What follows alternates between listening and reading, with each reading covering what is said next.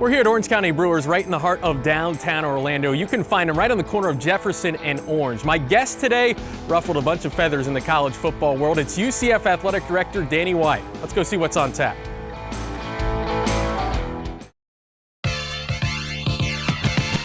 I'm Christian Bruey, and I'm on a mission to discover the best breweries in Florida. Along the way, I'll enjoy a few beers with some of the most interesting people in sports and entertainment. So sit back, relax, and grab a pint. This is On Tap.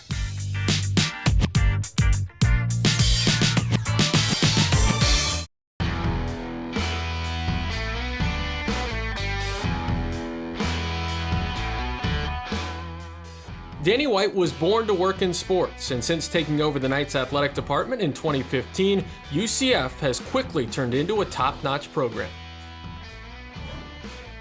We're now here with UCF Athletic Director Danny White. And Danny, we've got some awesome beers from Orange County Brewers here, and you told me that there's some UCF alums that have a hand in this, right? Yeah, a lot of our young alums, or several of our young alums are involved in this, and one of our guys is heavily involved in actual brewing. Yeah. Just a few weeks back, after our Charge On event downtown, I got a tour of the back room and learned how beer is made. Nice. So let's start with Black Hops Down. A little bit of a black beer, Okay. German beer. They made it on Veterans Day, so that's why Black Hops Down. Okay. Nice, easy drinker. For a tailgate, is there a beverage of choice for Danny White?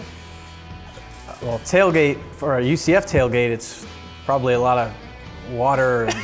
And I'm pretty stressed out usually, just kind of pacing, hoping to have a beer after the victory. Okay, then what's the victory beer? Victory beer, I like Smithwick's Irish beer. Good. Yep. And I like a good Irish whiskey too.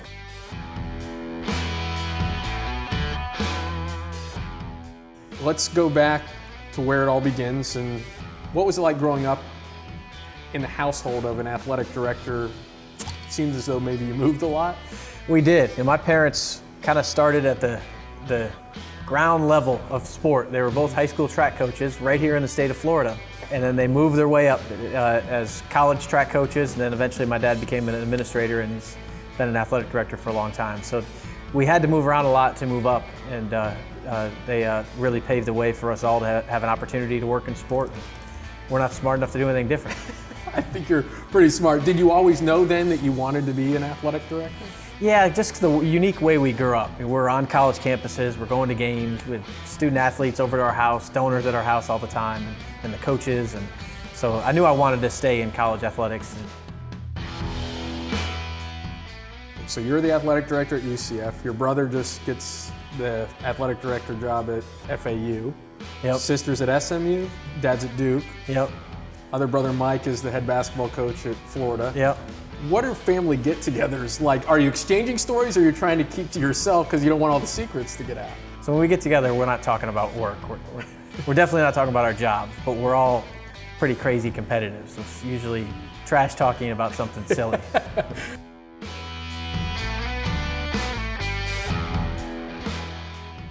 What is the best advice that your father gave you going through this? So the beauty of sport is how emotional it is. Every day I ask people to make irrational decisions about how much they invest in our athletic department because they're emotionally invested in what we're doing.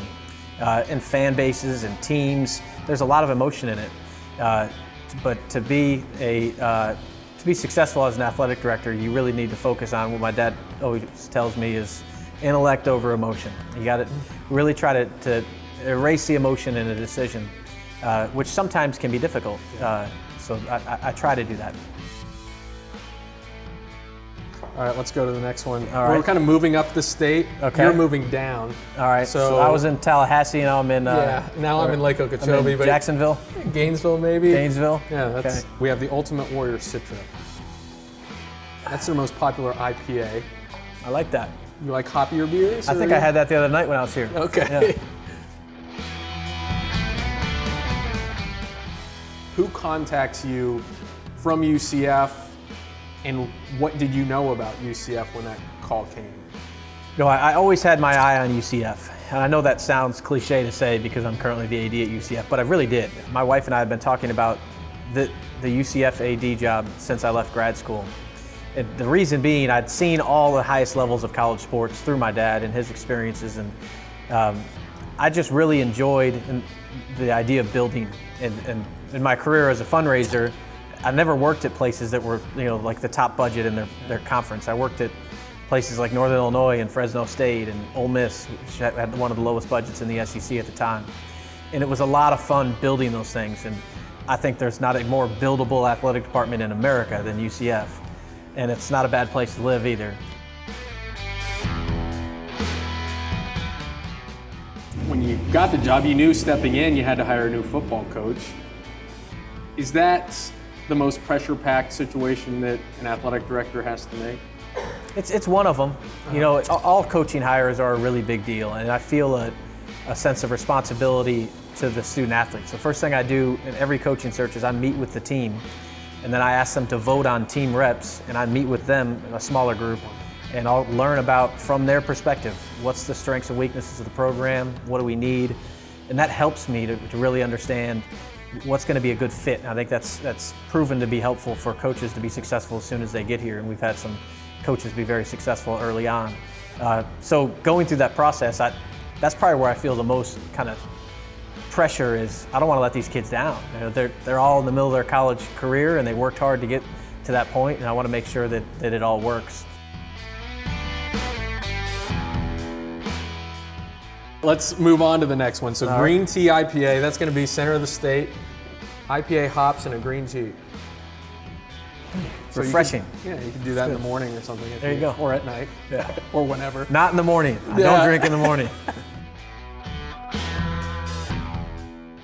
How did you end up landing on Scott Frost? In that search, we really were trying to, if we could get the right person, we weren't going to force it, but we were trying to bring a different style of football to the state of Florida. And I think it's proven to be pretty effective. There's a lot of speed in this state. A lot of high schools run a run-pass option type of offense, up-tempo, aggressive up-tempo defense, and I know our kids love playing it, and we wanted to continue it, obviously, with the Josh Heupel hire. Scott Frost comes in, and second year, new uniforms, new offense, all of that, it just clicks, and you go undefeated, you win the Peach Bowl. That was fun. That was a lot of fun. Could you take us maybe behind the curtain a little bit along that ride that was incredible? Yeah, there was, I guess, some things you'd expect, just the celebrations, and I remember watching Mackenzie Milton get up and give an MVP speech after we won the championship game. I don't believe he knew that he was going to have a microphone put in his hand, and gave a talk like he was a 20-year NFL veteran, and I was just so proud of him and how he was representing us, and just the moment and watching the team celebrate. All that was really cool, but probably a unique memory that I'll never forget, because again, my job is to always plan for the worst and make sure we're prepared. At that point in time, I knew that what was going to be announced, that Scott had decided he was going to go back to Nebraska. So at halftime of that championship game, my mind was in a different place. I'm preparing for a search that I got to start the next day. So I actually had to drive about 10 miles away from the stadium to get cell service, because there's so many people in the stadium. I couldn't get cell service, and I'm still trying to line up things for my search. So the championship game was a different thing for me at times. What was that like emotionally for you, knowing you're planning for something else, a coaching search, because you knew Scott Frost was going back to Nebraska? Yeah, I was in a good place, and Scott and I were talking the whole time through. Okay. And, at that point in time, I knew the decision that he had made, and respect the decision that he made.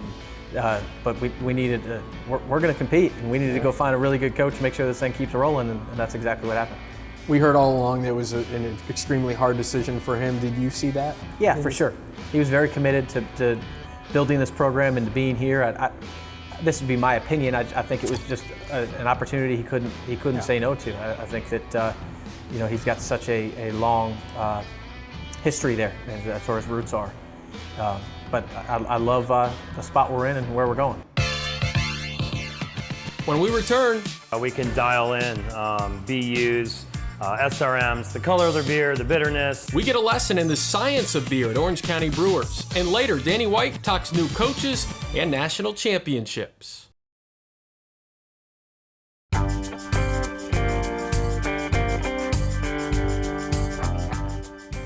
Welcome back to On Tap. Today we're sharing a few drinks with UCF Athletic Director Danny White. But first, let's head inside Orange County Brewers to learn about a few big projects they're working on in downtown Orlando. We're here with Jeremy Roberts, the owner of Orange County Brewers. And Jeremy, your location is incredible right here in downtown Orlando. How did this come about? Great location. So we started looking for locations probably, so today is or close to our 1 year anniversary.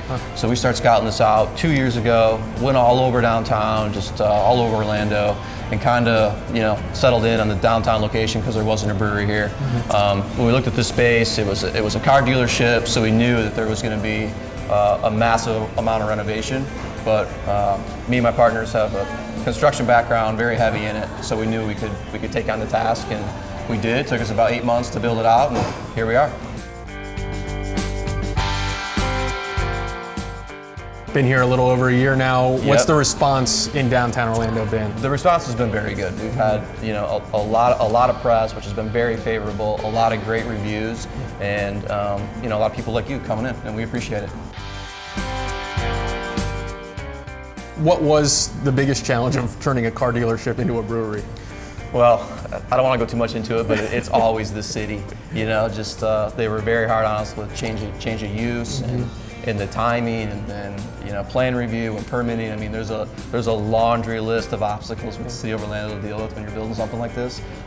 Fortunately, that's kind of my specialty, so I'm able to clear those hurdles fairly easily, and we made it happen.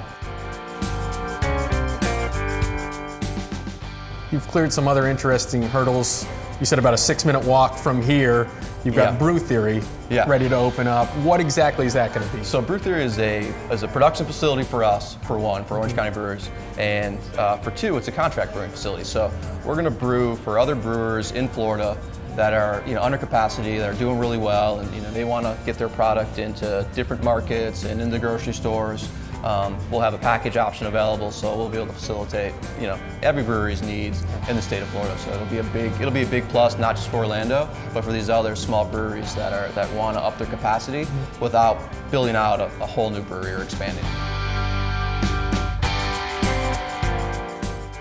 With all that's going on at OCB, they're also breaking in a new head brewer. We're now deep in the depths of OCB, sort of, with the brewer, Kent Waugh. Hello. Thanks for letting us in to see all this. This is part of it, but with everything that's going on with OCB, there's a lot more you have to handle as well, right? Some pretty exciting things coming up, especially for a brewer. We're getting ready to do a 30-barrel 4-vessel over there. We're going to be a little contract setup for a lot of the brewers, Central Florida and otherwise. We'll have the capability of brewing beer, packaging, and going to distribution for them. As well as a full lab that they can utilize too to just make their beer better and better. Tell me about the lab. How does that work? Lab side for breweries, the more we know about our beer and what we're making on a scientific side, we can dial in BUs, SRMs, the color of their beer, the bitterness, make sure there's no bacteria growth going. Especially when you're talking about canning and distribution, we want that shelf life to last, and consistency is the biggest thing, and that's what a lab does for us, consistency. Have you always been obsessed with beer? Yeah, I started homebrewing in '91, and ever since I've loved it. Being able to have it as a career is one of the most rewarding things. A lot of the work we do is we're glorified custodians because it's a lot of cleaning and keeping things up to par that way. But when you're sitting in the tap room and someone's drinking handcrafted beer that you made from start to finish, it's extremely rewarding. Yeah. And you worked at Crooked Can, but you got this opportunity because of everything that's about to happen with OCB. What's going on here, it's kind of the next step for me in my career in the sense of, and I'm a huge fan of being connected to the craft community. So being a contract brewery and having multiple brew houses to take care of just keeps me moving around and staying connected with everybody. That's the biggest thing we keep seeing is the community of the breweries, and I'm sure you're well known. Everyone knows Kent, right? They're out here a little bit. A lot of people, a lot of breweries popping up around here. So there's a lot more brewers in Orlando than there was just 5 years ago. for OCB, how, when you come in here, do you, I guess, differentiate yourself from, since there are so many breweries out there? Yeah, just making consistent, good beer. And my idea for this tap room, we like to have fun, but I want to also stay on some of the traditional side of just having a solid flagship lineup, but also doing seasonal beers. We got Oktoberfest brew next week. Ordering ingredients for a pumpkin beer. Everyone wants their pumpkin beer, you know, for Halloween. Yeah, that's the fun part. There's so many different styles of beer, craft, and there's plenty of room for everyone to make them all, really, you know. After the break, So a couple different times I thought I broke Twitter. athletic director or viral marketing genius, Danny White discusses UCF's national championship when On Tap returns. But first, which one of these national champions lost a football game in 2017? Is it A, UCF, or B, Alabama?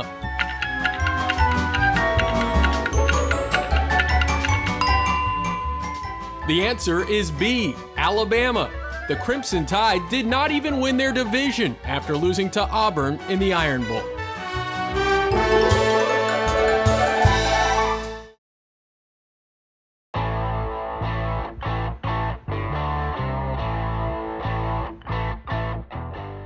You're watching On Tap with Christian Bruey. Let's rejoin our conversation with Athletic Director Danny White as he discusses UCF's claim to a national championship.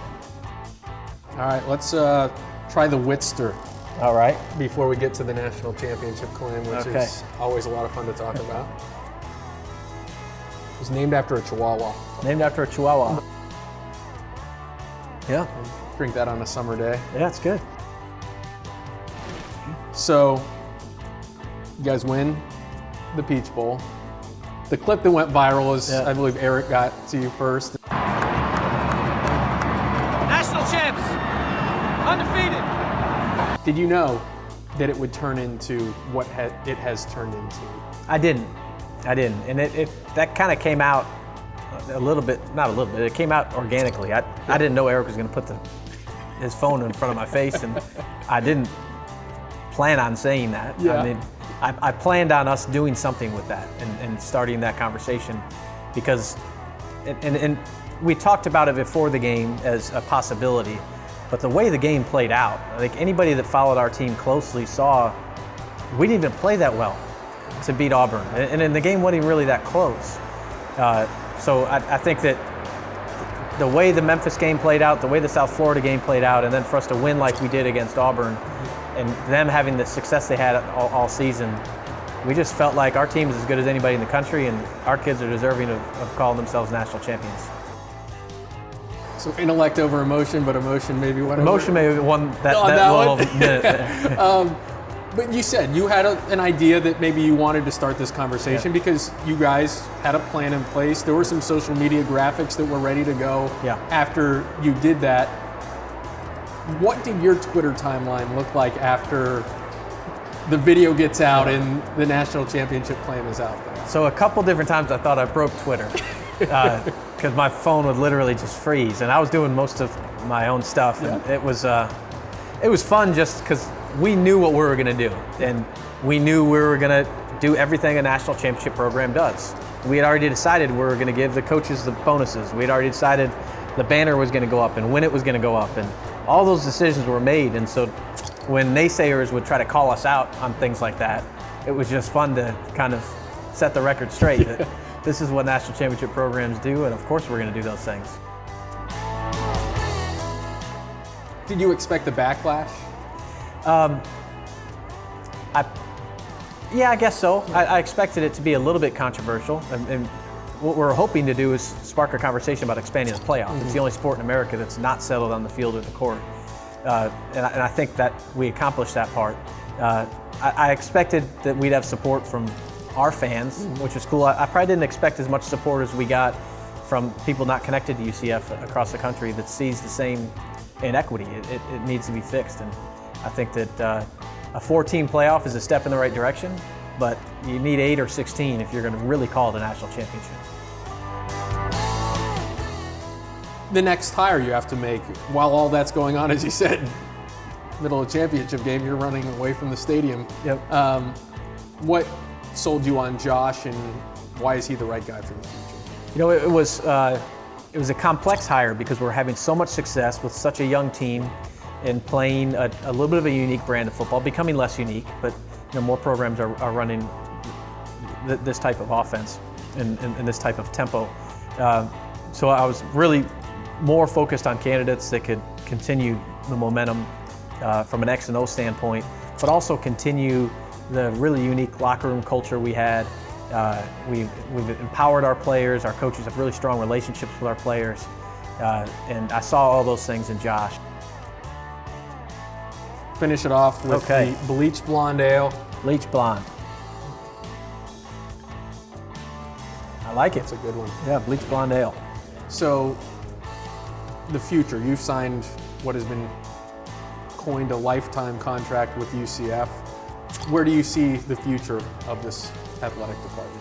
I think it's inevitable we'll be a top 25 athletic department. You look at our recruiting base, the size of our university, we'll be 69,000 students this fall. We're in the fastest growing city in the country amongst the top 50. I think eventually we'll have the same kind of impact on Orlando and the same kind of unifying spirit as a place like Columbus, Ohio with Ohio State. That's what we want to build here, and I couldn't be more excited about being here for the long haul to do it. Well, thanks for coming out. No question. With a cheers. Cheers. Thanks, Danny. Yep, thank you.